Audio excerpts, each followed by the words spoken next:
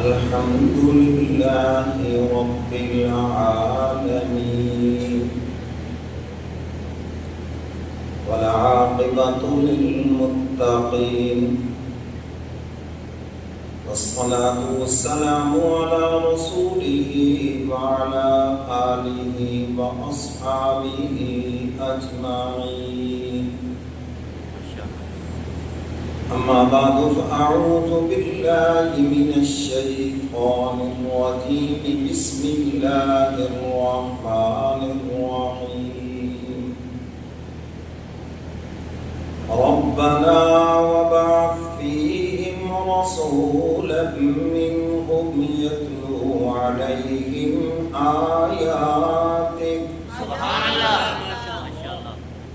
آياتك ويعلمهم الكتاب والحكمة ويزكيهم إنك أنت العزيز الحكيم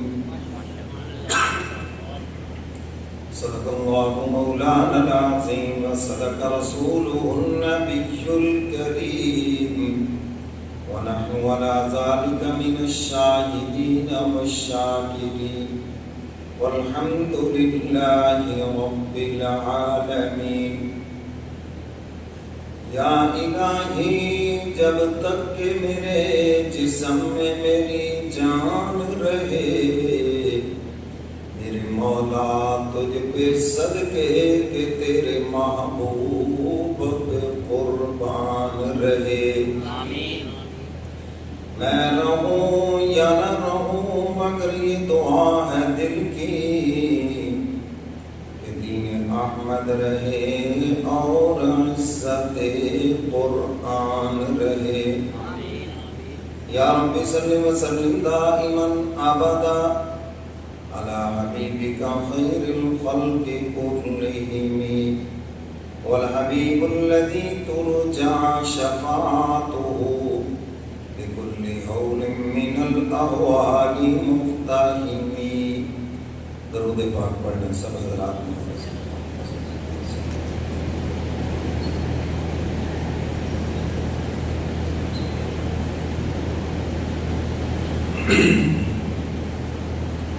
میرے واجب الاحترام معزز حاضرین،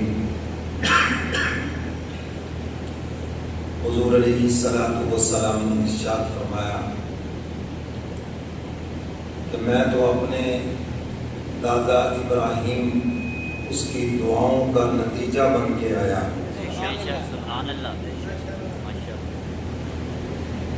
انبیاء علیہ السلام میں یہ حضور علیہ الصلوۃ والسلام کی شان ہے کہ جن کو اللہ سے مانگا گیا۔ سبحان اللہ۔ اور حضرات صحابہ کرام میں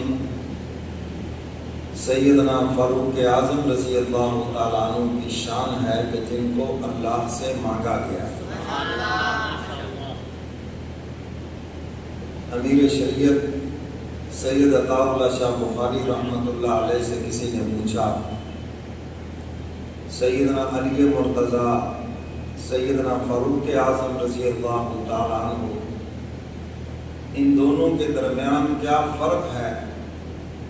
تو شاہ جی فرمانے لگے علی مرید مصطفیٰ ہے اور عمر مراد مصطفیٰ ہے۔ سبحان اللہ۔ علی وہ ہے جو خود چل کر آئے اور عمر وہ ہے جن کو اللہ سے مانگا گیا۔ تو میرے کملی والے پیغمبر کو بھی اللہ سے مانگا گیا۔ ابراہیم علیہ السلام نے مانگا اور حضور علیہ السلام 4000 سال کے بعد دنیا میں تشریف لائے،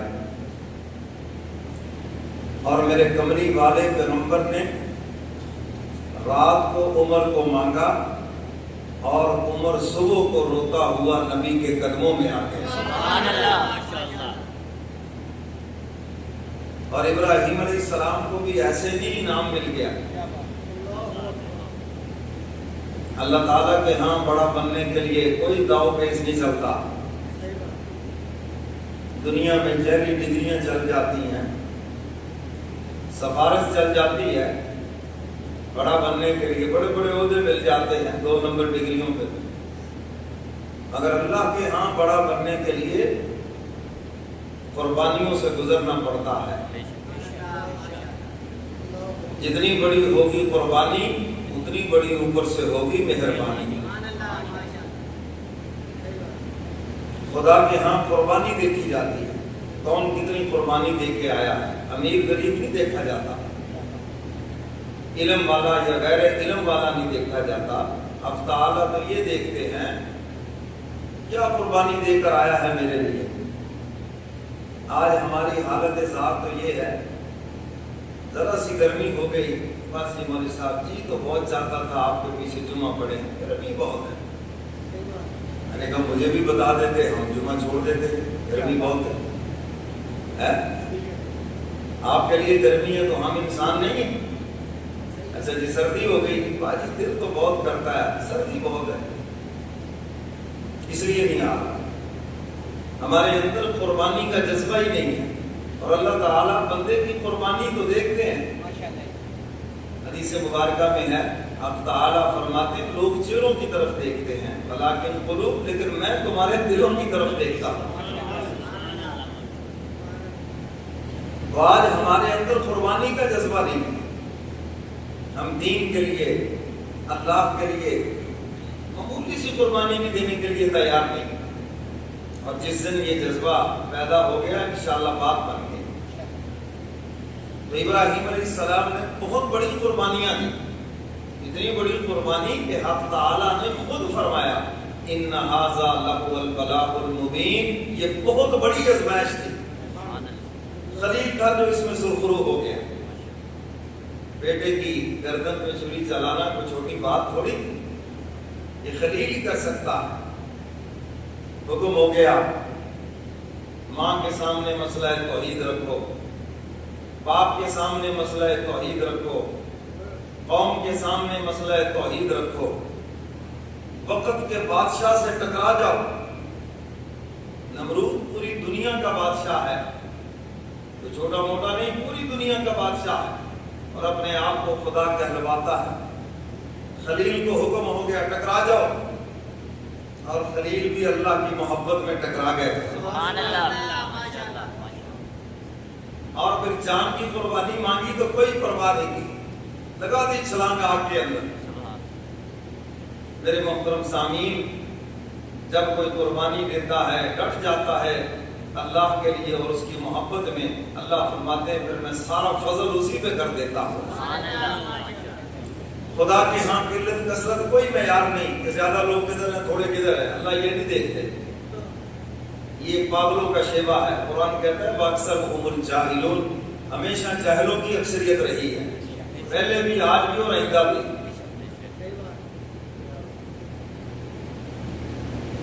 قَلِيلًا مَا تَشْكُرُونَ، فرمایا شکر گزار بندے تھوڑے ہیں۔ اللہ کے ہاں قلت کثرت کوئی معیار نہیں ہے، بس جس نے قربانی دی خدا نے فضل کر دیا اس کو۔ تو ابراہیم علیہ السلام کو جب حکم ہو گیا میرا گھر بنا دو، گھر بھی بنا دیا، فرمایا مانگ لو جو مانگنا ہے۔ اور ابراہیم علیہ السلام کی دعائیں جب انسان سوچتا ہے تو آج بھی عقل حیران ہوتی ہے کہ خلیل کہاں کھڑے ہو کے کیا مانگ رہے ہیں، کھڑے کہاں ہیں اور مانگ کیا رہے ہیں۔ خلیل کو پتا ہے کہ میں جس سے مانگ رہا ہوں وہ دینے پہ قادر ہے۔ بیوی بچے کو ویرانے میں چھوڑا، سنگلاخ پہاڑ ہیں، کوئی سبزہ نہیں، کوئی پانی نہیں، کوئی کھیتی باڑی نہیں ہے، دور دور تک کوئی انسان دکھائی نہیں دیتا، مگر خلیل مانگ کیا رہے ہیں جہاں پر؟ فرمایا ربنا افئدة من الناس تهوی الیہم سبحان اللہ وارزقهم من الثمرات سبحان اللہ۔ اے الہ العالمین، میں نے خزاں کے سینے پر پہاڑوں کی بنیاد رکھ دی ہے، ہر طرف سوکھے سڑے پہاڑ ہیں، تیرے گھر کی بنیاد رکھ دی ہے۔ اے الہ العالمین، اب اس کی طرف لوگوں کے دل کھینچے چلے آئیں۔ اب عقل کہتی ہے لوگ تو یہاں ہے ہی نہیں، یہاں آبادی کوئی نہیں، لیکن خلیل جس سے مانگ رہے ہیں وہ سب کچھ دینے پہ قادر ہے۔ بے شک بے شک۔ یہ جو آج ہمارے دل کھینچے چلے جا رہے ہیں، عمرے کی سعادت مل جائے، حج کی سعادت مل جائے، یہ خلیل کی دعا کا اثر ہے۔ بے شک بے شک۔ ربنا افئدة من الناس تهوی الیہم وارزقهم من الثمرات۔ اے الہ العالمین، انہیں ہر قسم کا پھلوں کا رزق عطا کیجئے۔ اب عقل کہتی ہے یہاں پر تو کھانے کے لیے کوئی چیز نہیں، کوئی اناج نہیں، ہر طرف خشک پہاڑ نظر آتے ہیں، اور خلیل دیکھو کیا مانگ رہے ہیں، کیا مانگ رہے ہیں کہ یا اللہ انہیں پھلوں کا رزق دیجئے۔ یہ خلیل کی دعا کا اثر ہے۔ آج مکہ کے اندر پوری دنیا کا فروٹ موجود ہے۔ ہمارے ہاں مالٹے، سنترے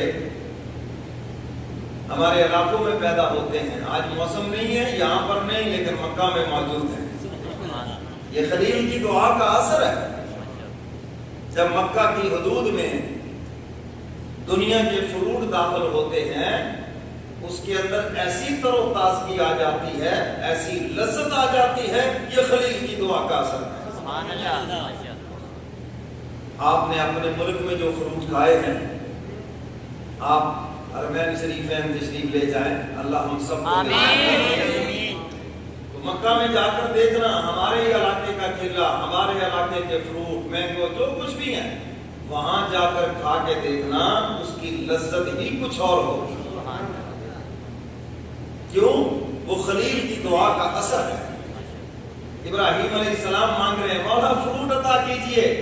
عقل حیران ہے، یہاں فروٹ کہاں آ گئے؟ پینے کو پانی نہیں ہے یہاں پر، کھانے پینے کی کوئی چیز نہیں ہے، اور خلیل فروٹ مانگ رہے ہیں۔ اور یہ ابراہیم کی دعا کا نتیجہ ہے، پوری دنیا کا فروٹ آج مکہ میں موجود ہے۔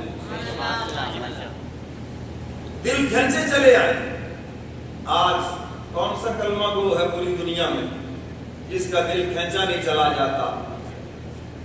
حرمین شریفین کی زیارت ہو جائے، جو ایک مرتبہ چلا گیا بار بار جانے کی تمنا کر رہا ہے، جو ابھی تک نہیں جا سکا دعائیں کر رہا ہے، رو رہا ہے، ٹکا ٹکا جمع کر رہا ہے کہ کسی طرح اللہ کے گھر کی زیارت ہو جائے۔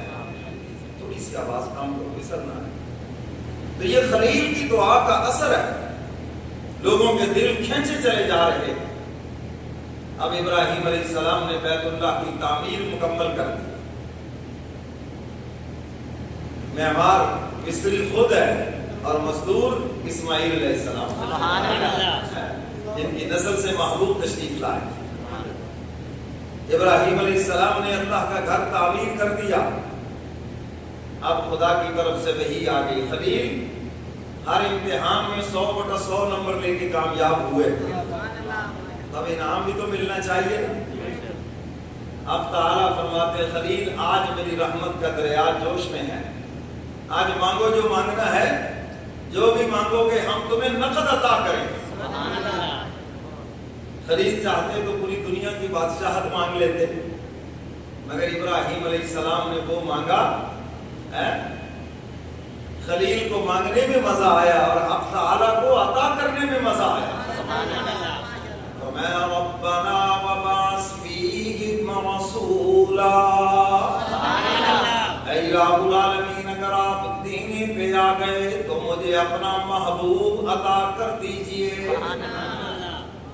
اے الہ العالمین، ان میں ایک نبی بھیجئے جو انہی میں سے ہو، جو آخر الزمان پیغمبر ہیں۔ حضور علیہ السلام نے ارشاد فرمایا ابھی آدم کو پیدا نہیں کیا گیا تھا، میں اس وقت بھی آخری نبی تھا۔ اس وقت بھی میری نبوت کا اعلان ہو گیا تھا کہ آخر الزمان پیغمبر کملی وعدہ ہے. اور عالم ارواح میں جب نبیوں سے وعدہ لیا گیا میرا محبوب آئے، ایمان بھی لانا ہے، تعامل بھی کرنا ہے، تو پتہ تو ہے نا حضور کا. تو ابراہیم علیہ السلام مانگ رہے ہیں مولا آپ عطا کرنے پہ آ گئے تو مجھے اپنا محبوب عطا کیجئے. اور آگے عرض کیا جو انہی میں سے ہو، انہی میں سے. یہ کیوں کہا؟ جو ان کے دکھ درد کو سمجھے، ان کی تکلیفوں کو سمجھے. اگر حق تعالی فرشتوں میں سے نبی بنا دیتے، اب فرشتے تو کھاتے پیتے نہیں ہیں، بیمار نہیں ہیں، تو کسی فرشتے سے آپ کہتے جناب مجھے بھوک لگی ہے، وہ کہتا بھوک کیا ہوتی ہے بھائی؟ آپ اسے کہتے جی میرا بچہ بیمار ہے، اب فرشتوں کا نہ کوئی بچہ نہ بیمار، وہ کہتے جی مجھے کیا پتا بچہ کیا ہوتا ہے اور بیمار کیا ہوتا ہے. وہ تمہارے دکھ درد کو کیسے سمجھتے؟ تو حق تعالیٰ فرماتے ہیں ہم نے تمہیں میں سے بھیجا ہے جو تمہاری تکلیفوں کو بخوبی سمجھتا ہے. ایک غزوے کے موقع پر ایک صحابی تشریف لائے اور انہوں نے عرض کیا اللہ کے محبوب بھوک کی شدت کی وجہ سے میں نے پیٹ کے اوپر پتھر باندھا ہوا. پتھر باندھنے سے بھوک نہیں ختم ہوتی، کمر سیدھی ہو جاتی ہے، انسان اٹھ کے کھڑا ہو جاتا ہے. حضور علیہ السلام نے اپنے پیٹ مبارک سے کپڑا ہٹایا، فرمایا دیکھو میں نے بھوک کی وجہ سے 2 پتھر باندھے ہوئے ہیں. غم ہلکا ہو گیا، تکلیف ہلکی ہو گئی کہ جب میرا محبوب اتنی بڑی تکلیف برداشت کر رہا ہے تو مجھے بھی یہ تکلیف برداشت کرنی چاہیے. تو حق تعالیٰ فرماتے ہیں ہم نے اپنا محبوب دیا جو تمہیں میں سے ہے، تمہیں میں سے. کسی کا باپ ہے، کسی کا بیٹا ہے، کسی کا بھتیجا ہے، کسی کا رشتہ دار ہے، فرمایا جو تمہارے دکھ دردوں کو سمجھتا ہے، تمہیں میں سے ہے، تمہاری تکلیفوں کو سمجھتا ہے. تو ابراہیم علیہ السلام یہی عرض کر رہے کہ مولا اپنا محبوب عطا کر جو انہی میں سے. اور پھر حضور کی آمد کے 4 مقصد بیان کیے ہیں. کتنے مقصد؟ 4. حضور کی آمد کے مقصد خلیل بیان کر رہے ہیں. میں اس لیے مانگ رہا ہوں 4 کام کرے وہ تیرا محبوب. یہ ہے حضور کی آمد کا مقصد. اور ہم نے بنا لیا حضور کی آمد کا مقصد بازار سجا دیں، گلیاں سجا دیں، چراغاں کر دیں. حضور آئے ہیں دلوں کو سجانے کے لیے. اس کو سجانے کے لیے، دلوں کو سجانے، اس کو پاکیزہ بنانے کے لیے. اور ہم نے کہا نہیں ادھر نہیں ہم نے جانا، میں بازار سجا دو، گلیاں سجا دو، دیگیں پکا دو، مولویوں کی بھی اچھی دیہڑی لگ جائے، بس ٹھیک ہے یہ اچھا کاروبار بزنس بن گیا. نام دے دو حضور کی محبت کا. کوئی اگر بات کرے ہم تو پہلے ہی کہتے ہیں یہ گستاخ رسول ہے، ہم تو پہلے ہی کہتے ہیں یہ حضور کو نہیں مانتے، ہم تو پہلے ہی کہتے ہیں یہ ایسے ہے. میرے محترم سامعین، حضور علیہ السلام کو ماننا ہے، اس کا مطلب یہ ہے حضور کی تابعداری کریں، ہم حضور کی فرما برداری کریں، ہم حضور کی اتباع کریں. حضور علیہ السلام جو دین لے کر آئے ہیں اس دین کے اوپر چلیں، یہ ہے حضور کا ماننا. فرمایا ربنا وبعث فیہم رسولا منہم یتلو علیہم آیاتک. سبحان اللہ. ابراہیم علیہ السلام یہی عرض کر رہے ہیں الہ العالمین مجھے اپنا محبوب عطا فرما دیجئے جو انہی میں سے ہو، اور اس کا کام یہ ہو کہ وہ تیری آیتیں پڑھ پڑھ کر سنائے، قرآن کی تلاوت کرے، جو کتاب آپ ان پہ نازل فرمائیں وہ اس کی تلاوت کرے. تو قرآن کریم کی تلاوت بذات خود مقصود ہے. آج کل نام نہاد میں ان کو کہتا ہوں پڑھے لکھے جاہل، وہ کہتے ہیں کہ قرآن کا خالی پڑھنے کا کیا فائدہ، طوطے کی طرح رٹنے کا کیا فائدہ جب مطلب کا ہی پتہ نہیں ہے. اب ان کو کون سمجھائے؟ تم ہر بات اپنی عقل سے کرتے ہو. کاش وہ پر آبادی نے جا کہا تھا نا بھلے کالج کے چکر میں مرے صاحب کے دفتر میں، انہوں نے دین کب سیکھا ہے رہ کر شیخ کی صحبت میں. ان کو کیا پتا دین کیا ہوتا ہے. دین والوں سے دین ملتا ہے، دودھ والوں سے دودھ ملتا ہے، کپڑے والے سے کپڑا ملتا ہے، اور دین والوں سے دین ملتا ہے، اور اللہ والوں سے اللہ ملتا ہے. سمجھ گئے وہ بات کریں؟ یونیورسٹیوں سے دین تھوڑی ملنا ہے، اسکول اور کالج سے دین تھوڑی، یہاں سے تو بے دینی ملنی ہے آپ کو۔ دین تو مدرسہ سے ملے گا، عالم دین سے ملے گا، کسی اللہ والے کی صحبت سے ملے گا۔ سمجھ گئے وہ بات کتنی؟ تو میرے محترم سامعین، قرآن کریم کی تلاوت بذات خود مقصود ہے، اور حضرات صحابہ کرام تلاوت فرماتے تھے۔ سیدنا صدیق اکبر رضی اللہ تعالیٰ عنہ کی کافر شکایت لے کر آئے، آپ ان کو منع کریں، یہ پورا قرآن کی تلاوت کر کر کے خود بھی روتا ہے اور ہمیں بھی رلاتا ہے، یہ شکایت لے کر آئے۔ ہماری تو شکایتیں یہی ہوتی ہے نا، یہ کہہ کہ ذرا اس کو آہستہ چلائے گی، ہاں یہ انڈیا کے فوش گانے نہ چلائے، ذرا کو مہذب چلا لے، یہ ہے ہماری شکایتیں۔ مدنی کے اوپر جو ہے نا جی، ہاں یہ گل کو باڑا نہ کریں، فلاں نہ کریں، ہماری یہ شکایت ہے۔ اور کافر شکایت لے کر آئے کہ یہ قرآن کی تلاوت کرتے ہیں اور خود بھی روتے ہیں اور دوسروں کو بھی رلاتے ہیں، انہیں دیکھ کر ہمیں بھی رونا آتا ہے، قرآن ہمارے دل پر بھی اثر کرتا ہے، ہمیں ڈر ہے کہیں قرآن سن سن کر ہم بھی مسلمان نہ ہو جائیں، اس لیے آپ ان کو روکے، یہ ایسا قرآن پڑھیں۔ حضور علیہ الصلوۃ والسلام رات کو مسجد نبوی میں تشریف لائے، دیکھا کہ صحابہ قرآن کی تلاوت میں مشغول ہیں۔ سیدنا صدیق اکبر رضی اللہ تعالیٰ عنہ نفلوں میں بڑی آہستہ آواز سے تلاوت کر رہے ہیں، حضور کچھ دیر قریب کھڑے رہے، پھر حضور آگے تشریف لے گئے، دیکھا کہ سیدنا فاروق اعظم رضی اللہ تعالیٰ وہ خوب زور سے قرآن کی تلاوت کر رہے ہیں، حضور سنتے رہے، حضور تشریف لے گئے۔ حضرت ابی بن کعب قاری قرآن ہے، وہ بڑی خوبصورت تلاوت کرتے تھے، حضور ان کی تلاوت بھی گلی میں کھڑے ہو کے سنتے رہے۔ صبح کو جب ان کو پتا چلا کہ حضور میری تلاوت سنتے رہے، عرض کرتے اللہ کے محبوب اگر مجھے پتا چل جاتا کہ آپ میری تلاوت سن رہے ہیں تو میں اور زیادہ خوبصورت کر کے تلاوت کرتا۔ حضور علیہ الصلوۃ والسلام نے صبح سیدنا صدیق اکبر کو بلا لیا، سیدنا فاروق اعظم کو بلا لیا اور پوچھا ابو بکر رات تلاوت بہت آہستہ کر رہے تھے، عرض کیا اللہ کے محبوب جس ذات کو سنانا چاہتا ہوں وہ تو دل کی جانتا ہے، بس اسے ہی سنانا چاہتا ہوں۔ حضور مسکرائے اور سیدنا فاروق اعظم سے پوچھا بھی آپ بڑی زور زور سے تلاوت کر رہے تھے، اللہ کے محبوب میں سوئے ہوئوں کو جگا رہا تھا اور شیطان کو بھگا رہا تھا، زور سے تلاوت کر رہا تھا تاکہ جو لوگ سوئے ہوئے ہیں وہ جاگ جائیں، اور شیطان کو بھگا رہا تھا، جہاں قرآن کی تلاوت کی آواز جاتی ہے شیطان بھاگ جاتا ہے، یہ قرآن کا اعجاز ہے۔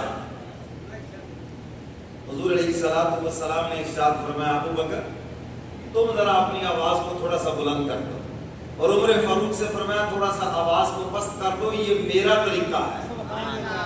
فرمایا وہ تمہارا طریقہ تھا، یہ میرا طریقہ ہے، تم تھوڑا سا بلند کر دو، اور عمر سے فرمایا تھوڑا سا آہستہ کر دو، اور ساتھ فرمایا کہ یہ میرا طریقہ ہے اور میرے ہی طریقے کو اختیار کرو۔ تو حضرات صحابہ کرام قرآن کی تلاوت کرتے تھے، اور سیدنا عثمان غنی رضی اللہ تعالیٰ عنہ کے متعلق آتا ہے عشاء سے لے کر فجر کی اذان تک پورے قرآن کی تلاوت فرماتے تھے۔ سبحان اللہ، باتیں کرنا تو بڑی آسان ہے نا، پورے قرآن کی تلاوت فرماتے تھے، اور آخری وقت بھی قرآن کی تلاوت کرتے ہوئے جام شہادت نوش کیا۔ کل قیامت کے دن جن کی شہادت کا گواہ اللہ کا قرآن ہوگا۔ تو صحابہ قرآن کی تلاوت کرتے تھے، قرآن کی تلاوت میں مشغول ہوتے تھے۔ آج ہم نے قرآن کی تلاوت چھوڑ دی، اس لیے آج ہمارے گھروں میں نحوست ہے، آج ہمارے گھروں میں برکت نہیں۔ میں اکثر کہا کرتا ہوں آپ دکاندار ہیں، دکان پہ آ کے بیٹھیں، کاروبار شروع کرنے سے پہلے باوضو ہو کر بیٹھیں اور اللہ کے قرآن کی تلاوت کریں، انشاءاللہ آپ کی تجارت کے اندر برکت ہوگی۔ آپ ذمہ دار ہیں، وضو کر کے صبح کو چکر لگائیں فصلوں میں، سورہ رحمان کی تلاوت کریں، اب تعالیٰ آپ کی فصلوں کو آفتوں سے، بیماریوں سے، کیڑے مکوڑوں سے، ہر چیز سے حق تعالیٰ اس کو محفوظ فرمائیں۔ آپ اپنے گھروں میں قرآن کی تلاوت کریں۔ حدیث مبارکہ کا مفہوم ہے جس گھر میں سورہ بقرہ کی تلاوت کر دی جائے جنات شیاطین وہ جگہ چھوڑ کے بھاگ جاتے ہیں، ملائکہ کرس پھیرتے بھگا دیتے ہیں ان کو۔ تو گھر میں کچھ جادو ٹونے کا اثر ہے، سورہ بقرہ کی تلاوت کریں بلند آواز سے، خواتین کر لیں، مرد کر لیں، چلو خود کو یاد نہیں، کوئی حافظ قرآن بلا لیں اور ان کو کہیں کہ سورہ بقرہ 250 پارے تقریباً بنتے ہیں، ذرا بلند آواز سے بس قرآن کی تلاوت کر دیں، انشاءاللہ العزیز گھر کے اندر جو نحوستے ہیں، گھر کے اندر شیاطین کے جو بھی اثرات ہیں، یہ سب ختم ہو جائیں۔ تو اللہ کے قرآن کی تلاوت بذات خود مقصود ہے، اور حدیث مبارکہ کا مفہوم ہے جس طرح لوہے کو زنگ لگ جاتا ہے، فرمایا دلوں کو بھی زنگ لگ جاتا ہے، اور فرمایا دلوں کا زنگ یہ اللہ کے قرآن کی تلاوت سے اترتا ہے۔ قرآن کی تلاوت کریں دلوں کا زنگ اترے گا، اور ایسی مقبول عبادت ہے نامہ اعمال کے اندر عام روٹین میں ایک ایک حرف پہ 10 نیکیاں، اور مسجد میں بیٹھ کے پڑھے تو 500 نیکیاں، رمضان کا مہینہ آ جائے تو 70 گنا، اور اللہ آپ کو لے جائے حج عمرے کے لیے مکہ میں بیٹھ کے پڑھیں تو ایک ایک حرف کے اوپر 1,00,000 نیکی ملے گی۔ الف لام میم ایک حرف نہیں، 3 حروف ہیں، الف الگ ہے، لام الگ ہے، میم الگ ہے۔ اب وہاں مکہ میں رمضان کا مہینہ ہو، 1,00,000 گنا بھی ہو اور پھر 70 گنا بھی ہو، تو اس کو آپ ضرب دیں گے تو شاید ہو سکتا ہے کیلکولیٹر ہی جواب دے جائے۔ ایک قرآن کی آپ وہاں تلاوت کر لیں، اتنا بڑا اجر و ثواب ہے۔ حج عمرے کے لیے جائیں تو بازاروں میں نہ گھومیں، یہ سامان تو یہاں پاکستان میں مل جائے گا، لیکن جو 1,00,000 گنا کا ثواب ہے وہ وہاں پر ہی ملے گا۔ تو سب سے بہترین مقبول عبادت قرآن کی تلاوت کریں، اور حدیث مبارکہ میں ہے جو قرآن کی تلاوت کرنے والا ہے، تلاوت کے اندر مشغول ہونے کی وجہ سے مجھ سے کوئی دعا نہیں مانگتا۔ حق تعالیٰ فرماتے ہیں ساری دنیا میں جتنے انسان مجھ سے دعائیں مانگتے ہیں، جتنا میں ان کو عطا کروں گا، یہ جو قرآن کی تلاوت کرنے والا ہے بن مانگے میں اس کو سب کچھ عطا کروں گا۔ سبحان اللہ۔ تلاوت کی مشغولیت کی وجہ سے اتنا بڑا اجر و ثواب ہے۔ آپ کوئی بھی دعا نہ کریں، جو آپ کی حاجتیں ہیں اللہ فرماتے ہیں قرآن کی تلاوت کی وجہ سے بن مانگے ہی تمہاری حاجتیں پوری کر دوں گا۔ تو قرآن کریم کی تلاوت بذات خود مقصود ہے۔ فرمایا ربنا وبعث فیہم رسولا منہم یتلو علیہم آیاتک۔ سبحان اللہ، ماشاءاللہ۔ سن کے کہہ دو ماشاءاللہ، ساتھ ہی کہہ دو ماشاءاللہ۔ ابراہیم علیہ السلام عرض کر رہے ہیں الہ العالمین اپنا محبوب عطا فرما دیجئے جو انہی میں سے ہو، اور ان کے سامنے تیری آیتیں تلاوت کر کے دکھائے۔ اور آگے عرض کرتے ہیں الہ العالمین آپ کے محبوب کی آمد کا دوسرا مقصد یہ ہے کہ وہ قرآن انہیں سمجھا بھی دے۔ تیرے قانون کی کتاب ہے نا، تو تیرا قانون ان کو سمجھا بھی دے۔ قرآن کریم جب نازل ہوتا تھا حضرات صحابہ کرام پوچھتے تھے اس آیت کو کس صورت میں رکھنا ہے، کس سپارے میں رکھنا ہے، کس آیت سے پہلے اور کس آیت کے بعد میں رکھنا ہے۔ حضور جیسے حکم فرماتے ویسے ہی اس آیت کو رکھتے۔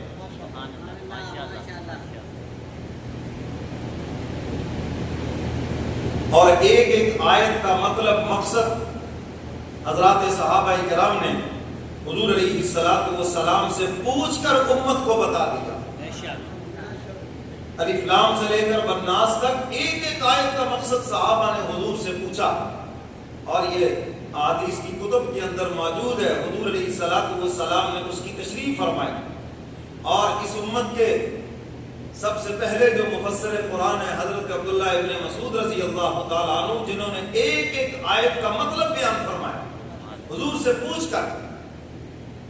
آج بڑی بڑی تفسیریں مارکیٹ میں آ گئی ہیں، اور ان میں بہت ساری تفاسیر ایسی ہیں جو تفسیر بالرائے ہے۔ تفسیر بالرائے کا مطلب یہ کہ اپنی رائے سے جو خود کو سمجھ آیا، ایسی تفسیر بالکل حرام ہے۔ تفسیر وہ کرو جو حضور علیہ السلام نے بیان فرمایا، اس کی تشریح ہو سکتی ہے، وضاحت ہو سکتی ہے، اس کے خلاف نہیں ہو سکتا۔ یہ بات یاد رکھنا۔ تو اس لیے اگر آپ نے قرآن کی تفسیر پڑھنی ہے تو کسی عالم و عمل کی پڑھیں۔ ہمارے یہاں کیا ہوتا ہے، یہ افسر ہے جی، ساری ڈیوٹی جو ہے، ساری سروس، رشوت، حرام خوری، ہر کام کریں گے، اور جو ہی جناب فارغ ہوں گے، پینشن ملے گی، اب ان کو شوق ابھرتا ہے کہ قرآن کی تفسیر لکھیں۔ اب کیا ہوگا جی، 5 سال تفسیریں رکھی سامنے، ترجمے والی، ادھر سے لیا کچھ، ادھر سے لیا، اور کچھ اپنی مرضی سے گھسیڑ دیا اور ایک برانڈ بنا کے باہر نکال دیا۔ میرے محترم سامعین، علماء کرام کی تفاسیر پڑھیں، عالم با عمل چاہے وہ کسی بھی مسلک کا ہو، حجت ہے، دلیل ہے، وہ اس کی تفسیر پڑھیں، فائدہ ہوگا۔ اور یہ جو نام نہاد مذہبی سکالر ہے، ان کی تفاسیر سے دور رہیں۔ میرے مرشد فرمایا کرتے تھے، ابا اس کو بناؤ جس کا اپنا کوئی ابا ہو، جو خود ہی ولد الزنا ہے، اس کو کوئی ابا کہلوانے کے لیے تیار نہیں ہے، تو فرمایا روحانی ابا بھی اسی کو بناؤ جس کا اپنا کوئی روحانی ابا ہو، جس نے کسی سے باضابطہ علم پڑھا ہو۔ فرمایا کہ اس کو مرشد بناؤ، اس کی بات سنو، تو فرمایا وہ تمہارے دل کے اوپر اثر کرے گی۔ اور باقی جیسا یہ جیل میں بے ایمان گرفتار ہوا، جی اللہ کرے کہ یہ کیفر کردار تک پہنچ جائے، گستاخ رسول ہے اور حضور کی گستاخی کرنے والا، گستاخ رسول کی ایک ہی سزا سر تن سے جدا۔ ہمارا تو مطالبہ ہے کہ حضور علیہ السلام کی گستاخی کی وجہ سے اس کو منطقی انجام تک پہنچانا چاہیے کہ نہیں؟ تو میرے محترم سامعین، ایسے کئی نمونے مارکیٹ میں پھرتے ہیں، پہلے بھی آئے، موجود بھی ہیں، آئندہ بھی آئیں گے، ان سے بچو۔ ذلو فاذلو، یہ خود بھی گمراہ ہے اور جو ان کے پیچھے لگیں گے وہ بھی گمراہ ہوں گے۔ حضور علیہ السلام نے معیار دیا ہے، العلماء ورثۃ الانبیاء، حضور فرماتے ہیں علماء انبیاء کے وارث ہیں، علوم نبوت کے وارث علماء ہیں، نہ ڈاکٹر ہیں، نہ پروفیسر ہیں، نہ یہ مذہبی سکالر ہیں، یہ سب مذہبی ڈاکو ہیں، ان سے بچو اور کسی عالم دین کے پیچھے لگو۔ میں نہیں کہتا، اللہ کے نبی فرما رہے ہیں، علوم نبوت کے وارث علماء ہیں، العلماء ورثۃ الانبیاء، علماء انبیاء کے وارث ہیں، علماء کے پیچھے۔ اور قیامت کے دن بھی جب جہنمیوں کو فیصلہ ہو جائے گا، اس حدیث مبارکہ میں بھی وضاحت ہے، جہنمیوں کا سامنا حضور سے ہوگا، حضور پوچھیں گے کیا تمہارے سامنے قرآن نہیں تھا، کیا تمہارے سامنے میرا فرمان نہیں تھا؟ تیسری بات حضور فرمائیں گے، کیا تمہارے سامنے میرے علماء نہیں تھے تمہیں بتانے والے؟ اس وقت نگاہیں جھکا کے کہیں گے افسوس، نہ ہم نے قرآن پڑھا، نہ آپ کا فرمان پڑھا، اور نہ ہم نے وقت کے علماء کی سنی۔ اس وقت افسوس کا کیا فائدہ؟ اس وقت تو وقت گزر چکا ہوگا۔ آج وقت ہے علماء سے دین سیکھو، دینداروں سے سیکھو، ان فلمی ایکٹروں سے دین نہ سیکھو۔ یہ جو جناب نام نہاد میڈیا پہ بیٹھے ہوئے ہیں، ان کو باتیں کرنا آتی ہیں، انگلش آتی ہے، روڈ چروڑ کے بنا سوار کے بات کرنا آتی ہے، لیکن اگر علوم نبوت چاہیے تو علماء سے وابستہ ہوگا۔ تو حضور کی آمد کا دوسرا مقصد ہے قرآن کا سمجھنا۔ کیا مقصد ہے بھائی؟ قرآن کا سمجھنا۔ آپ کو اگر ترجمہ پڑھنے کا شوق ہے، کسی عالم دین سے وابستہ ہو جائیے، جس سے بھی آپ کو مناسبت ہے، جس سے بھی محبت ہے، اور اس سے پوچھ کر کوئی تفسیر لے لیں اور گھر میں بیٹھ کر پڑھیں۔ جو لفظ سمجھ نہ آئے فون کر لیں، آج کل بڑا آسان ہے جی، آپ اس سے پوچھ لیں کہ حضرت اس کا کیا مطلب ہے، یہ بات سمجھ نہیں آئی، اپنی عقل سے نہیں سمجھنا۔ یہی بات تو مکہ کے کافر کہتے تھے، قرآن نازل ہو گیا، ہم عربی دان ہیں، بس ہم پڑھ لیں گے، ہم سمجھ لیں گے، جو ہماری سمجھ میں آئے گا عمل کر لیں گے۔ اللہ فرماتے ہیں نہیں، اس قرآن کو پڑھنے کے لیے بھی فاتبعونی، میرے محبوب کی اتباع کرنا ہوگی، جو میرا محبوب اس کا مطلب بتائے گا وہی اس کا مطلب ہوگا۔ یہی تو کافر کہتے تھے کہ باجی ہم قرآن پڑھ لیں گے، جو ہمیں سمجھ آئے گا ہم عمل کر لیں گے۔ نہیں، فرمایا قرآن پڑھو، فاسألوا اہل الذکر ان کنتم لا تعلمون، اگر تم نہیں جانتے تو اہل علم سے پوچھو۔ نہ تم عربی جانتے ہو، نہ اس کی گرامر جانتے ہو، اور نہ ہی قرآن کریم کا جو انداز ہے نہ اس کو جانتے ہو، تو کسی اہل علم سے رہنمائی کرو۔ بات سمجھ آ گئی؟ تو حضور کی آمد کا دوسرا مقصد کیا ہے؟ قرآن کا سمجھنا۔ اور حضور کی آمد کا تیسرا مقصد حضور کی سنت، حضور کا طریقہ۔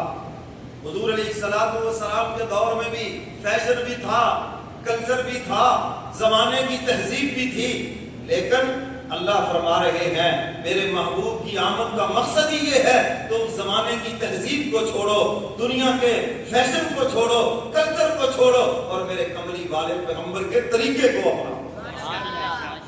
میرے محبوب کے غلام بن کر دکھاؤ. سر سے لے کر پاؤں تک کوئی نظر دوڑائے تو تمہارے ہر عضو سے حضور کی غلامی نظر آئے, تمہارے چہرے سے حضور کی غلامی نظر آئے, تمہارے لباس سے حضور کی غلامی نظر آئے, تمہاری گفتار سے, تمہاری گفتگو سے حضور کی غلامی نظر آئے. اور میں میرا محبوب اس لیے آیا ہے تاکہ تم دنیا کی تہذیب ہر چیز چھوڑو اور محمدی تہذیب کو اپناؤ صلی اللہ علیہ وسلم. آج تو بتانا پڑتا ہے کہ مسلمان ملک کا حکمران ہے, جو 4 کافر ملکوں کے کھڑے ہوں اور بیچ میں امت مسلمہ کا عظیم لیڈر بھی کھڑا ہو, اپنے آپ کو امیر المومنین بھی ثابت کرنے کی کوشش کرتے ہیں, ان کو بیچ میں کھڑا کر دیا جائے اور کوئی آدمی ان کو جانتا نہ ہو تو بتانا پڑے گا یہ دوسرے یا تیسرے نمبر والا یہ ماشاءاللہ پاکستان کا وزیر اعظم ہے, یہ اس ملک کا وزیر اعظم ہے جس کی بنیاد اسلام کے اوپر ہے, جہاں پر مسلمان رہتے ہیں, جس نے پوری دنیا کے لیے رول ماڈل بننا تھا. یہ تو بتانے کے بعد پتہ چلتا ہے یہ مسلمان ملک کا حکمران ہے. اور اللہ فرماتے ہیں میں نے تو محبوب اس لیے بھیجا ہے کہ محبوب کی اداؤں کو اپنا لو. انسان تو کیا جانور بھی تمہیں دیکھ کے پہچان لے یہ نبی کے غلام ہیں. حضرت سفینہ رضی اللہ تعالیٰ عنہ افریقہ کے جنگل میں سفر کر رہے ہیں, رات گزارنے کے لیے جنگل میں رہنا پڑا ہے, اور امیر نے اعلان کر دیا ہے جنگل کے درندوں ہم محمد کے غلام ہیں صلی اللہ علیہ وسلم, اور ہمیں جنگل میں آج رات بسیرا کرنا ہے. یاد رکھو اگر ہمیں کسی نے نقصان پہنچایا تو کل میدان محشر میں حضور سے ہم تمہاری شکایت کریں گے. جنگل کے درندے پہچانتے ہیں. دیکھا کہ شیرنی اپنے بچوں کو لے کے جا رہی ہے, چیتا اپنے بچوں کو لے کے جا رہا ہے, اور دیکھتے ہی دیکھتے چند لمحوں میں جنگل خالی ہو گیا. حضرت سفینہ رضی اللہ تعالیٰ عنہ صحابی رسول ہیں, قافلے سے بچھڑ گئے, اکیلے پیچھے آ رہے ہیں, قافلے کے نشان دے کر, قدموں کے نشان دے کر شیر کا سامنا ہو گیا ہے. شیر نے بھی دیکھا اکیلا انسان ہے, لقمہ بناؤں. حضرت سفینہ سینہ تان کے کھڑے ہو گئے اور میں جنگل کے بادشاہ سن, تو جنگل کا بادشاہ ہے, میں زمین کا بادشاہ ہوں. تجھے پتا ہونا چاہیے کہ میں کمری والے پیغمبر کا غلام ہوں اور قافلے سے بچھڑا ہوا ہوں. اگر مجھے کوئی تکلیف پہنچائی یا میرے اوپر حملہ کیا, یاد رکھ پھر میدان محشر میں حضور کو کیا منہ دکھائے گا. کتابوں میں لکھا ہے شیر دم ہلاتا ہوا پالتو کتے کی طرح حضرت سفینہ کے قدم چاٹنے لگا اور زبان حال سے کہنے لگا جس کا تو غلام ہے میں بھی اسی کا غلام ہوں, اور نیچے بیٹھ گیا میری پشت پہ سوار ہو جاؤ تاکہ تجھے قافلے کے ساتھ ملا. جب تم نبی کے غلام بنو گے, انسان کیا تمہیں تو جانور بھی پہچانیں گے یہ حضور کے غلام ہیں. پھر تو تمہیں دریا بھی پہچانیں گے, سمندر بھی پہچانیں گے یہ حضور کے غلام ہیں. عمر فاروق کا حکم دریا نے مانا کہ نہیں مانا, پھر کامتی ہوئی زمین نے مانا کہ نہیں مانا کہ یہ نبی کا غلام ہے, حضور کے غلام بن کر تو دیکھو. میرے محترم سامعین, ہم تو فیشنوں کے غلام ہیں, ہم تو چیزوں کے غلام ہیں. کاش ہم صحیح معنوں میں حضور کے غلام ہوتے. اور اقبال نے بھی جس کو کہا نا, وہ کیا گیا ہے غلامی میں مبتلا تجھ کو, ایک سازش کے تحت تمہیں غلام بنا دیا گیا. وہ کیا گیا ہے غلامی میں مبتلا تجھ کو, وہ تجھ سے ہو نہ سکی فقر کی نگہبانی. تو اپنے نبی کا فقر و فاقہ بھول گیا, اس لیے تو چیزوں کا غلام ہو گیا ہے. تو حضور کی آمد کا یہ تیسرا مقصد ہے کہ ہم حضور کی اتباع کریں اور کمری والے پیغمبر کے اسوہ حسنہ کو اپنائیں, حضور کے طریقے کو اپنائیں. میرے محترم سامعین, حضور کی سنت کو اپنائیں گے, اس پر ہمیں اجر و ثواب بھی ملے گا اور دنیا کے فوائد بھی حاصل ہوں گے.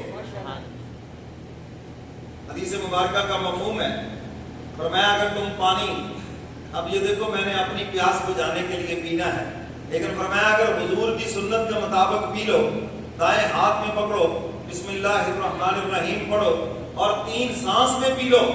کھانا کھانا ہے اپنا پیٹ بھرنے کے لیے۔ اگر فرمایا شروع میں بسم اللہ پڑھو اور اپنے سامنے سے کھاؤ، اور یہ 3 انگلیاں حضور استعمال کرتے تھے، میری طرف دیکھ لو، انگوٹھا اور یہ 2 انگلیاں، یہ حضور استعمال کرتے تھے، تو یہی استعمال کرو۔ چلو سپورٹ لی جا سکتی ہے، مگر اس کا یہ مطلب نہیں کہ بس ہم اس سارے کوئی جناب ڈونگا بنا لیں، سارے کوئی چمچا بنا لیں۔ حضور علیہ الصلوۃ والسلام ان 3 انگلیوں کو استعمال کرتے تھے اور اپنے سامنے سے کھانا کھاتے تھے اور کھانے کو ضائع نہیں فرماتے تھے، اور جو بچ جاتا اس کو اچھے طریقے سے رکھتے تھے تاکہ دوسرا کوئی آ کے کھا لے، جی اس کے دل کے اندر کراہت نہ پیدا ہو۔ یہ نہیں کہ پلیٹ کے ادھر بھی ادھر بھی ادھر بھی ادھر بھی بیچ میں سے کھانا، نہیں، ایک طرف سے کھا کے اور اس کو ایک طرف کر دیتے تھے نوالے کے ساتھ۔ تو فرمایا کہ کھانا کھانے کے بعد شکر ادا کریں، الحمدللہ الذی اطعمنا وسقانا وجعلنا من المسلمین۔ یہ دعا پڑھ لیں، یہ دعا یاد نہیں تو چلو کم از کم شکر الحمدللہ۔ حدیث مبارکہ میں آتا ہے حق تعالیٰ اس دن کے صغیرہ گناہوں کو معاف فرما دیتے ہیں۔ یہ تو آپ نے ایک سنت پہ عمل کیا، کافر بھی کھاتا ہے مسلمان بھی کھاتا ہے، مگر فرق ہے اس کے اندر، کافر اپنی مرضی سے کھاتا ہے اور مسلمان نبی کے طریقے کے مطابق کھاتا ہے۔ حضور کی ادا کو اپناؤ، حضور کی سنت کو اپناؤ، اور جو کام بھی تم نے نبی کے طریقے کے مطابق کیا تمہارے نامہ اعمال کے اندر مقبول عمل لکھ دیا گیا۔ واش روم میں جانا ہے، تکلیف اپنی ختم کرنی ہے، لیکن حضور کے طریقے کے مطابق جائیں۔ جانے سے پہلے دعا پڑھیں، اللہم انی اعوذ بک من الخبث والخبائث، اور بایاں پاؤں پہلے داخل کریں۔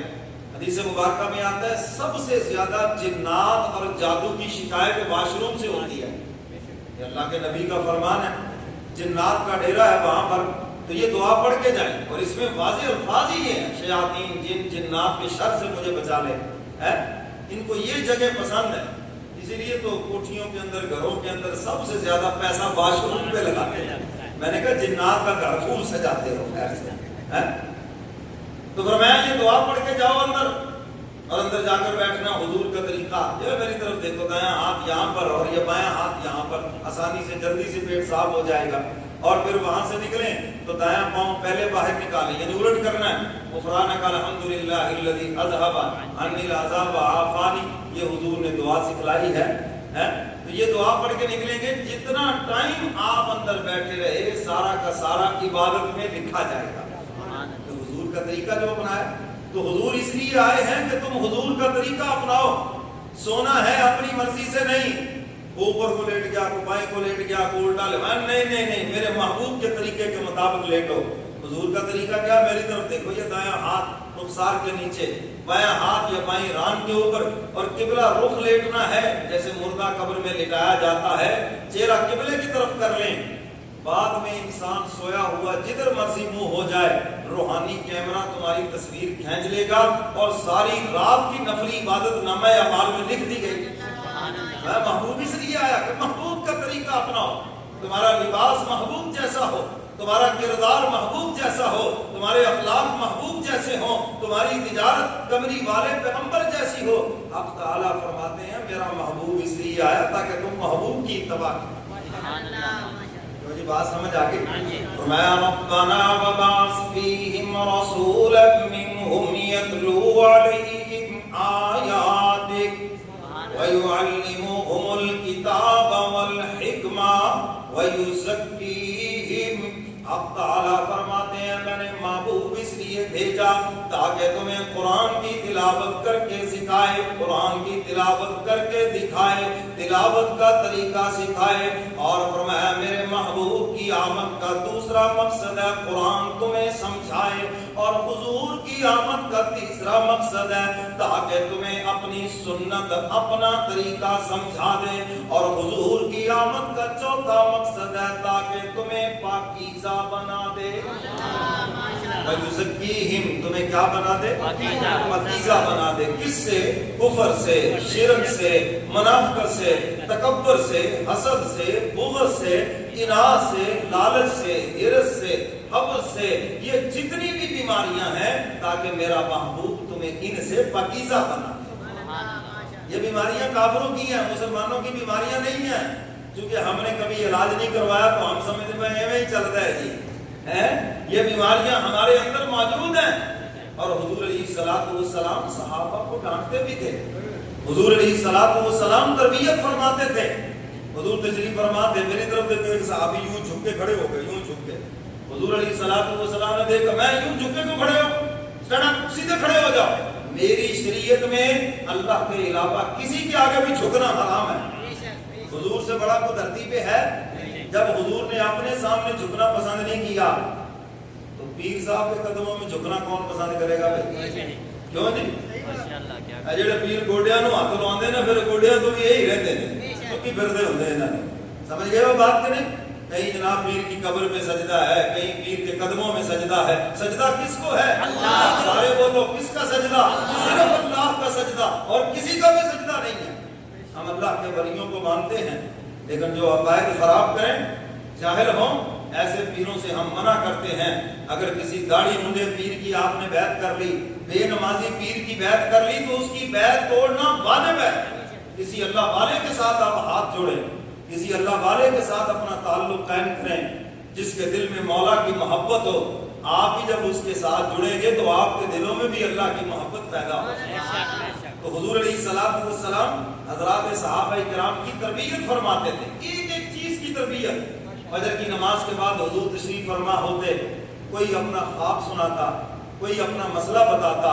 جمعہ کی نماز کے بعد حضور تشریف فرما ہوتے، دور دراز سے جو لوگ جمعہ پڑھنے آتے حضور کی مجلس میں، تو حضور سے مل کر حضور کے سامنے اپنے مسائل بات جو بھی ہوتی وہ بیان کرتے، حضور علیہ الصلوۃ والسلام حل بتاتے، تربیت فرماتے۔ کیا منظر ہوگا حضور کے دربار کا، خوب کہا ہے کہنے والے نے نا۔